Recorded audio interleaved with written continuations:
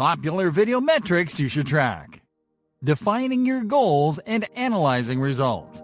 At this point, you already know how to create a video and where to publish it. But before diving in completely, you must determine your video objectives and identify the best metrics to determine if you have achieved your objectives.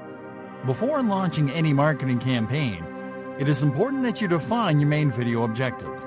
This will help you increase brand awareness, commitment, or even dialogues for a free trial.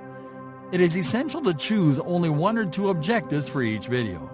When you determine more than that, your video will lose its focus, which will make it difficult for viewers to determine what they should do next.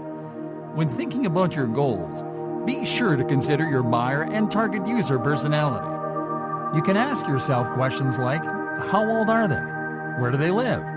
What are their interests? These questions can help you specify the type of video you should make and where to publish it.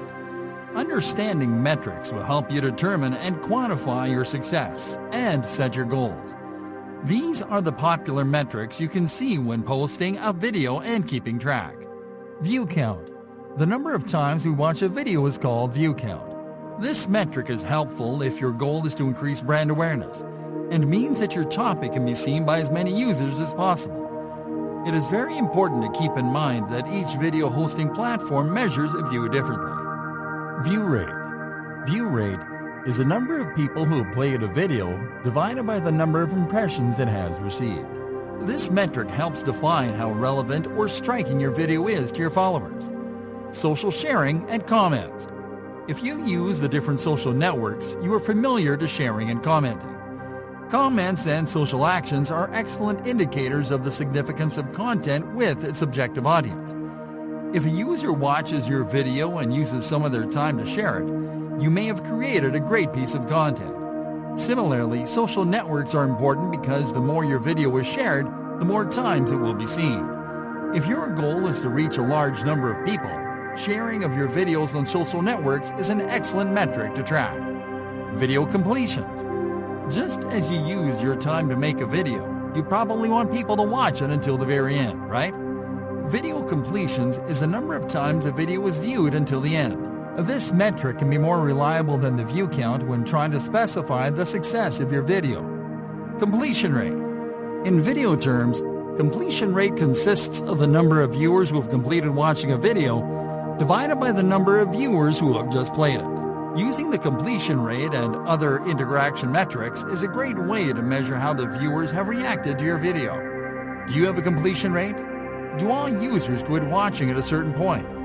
This could indicate that what your video contains does not resonate with your target audience. Click-through rate. Click-through rate is a percentage that comes from dividing the number of clicks to your call to action by the number of views. CTR is a very important indicator of how good your video is to make people to take the action you want. If you are getting a low click-through rate, you should consider editing the text and design of your call to action. Conversion rate. In simple words, conversion rate is a number represented by a percentage which comes from dividing the number of people who completed your desired action, for example leads or sales, with the number of people who preview that desired action before doing it. For example, impressions, clicks. If your opt-in page doesn't use video, you should consider adding a video to see if you can improve your conversion rate. Bounce rate and time on page. If you are thinking of embedding a video on a web page, then take note of the bounce rate of the page and count the time users spent on the page before adding the video. You should make sure to check the metrics after you have placed the video to see if it changes the way users interact with your content.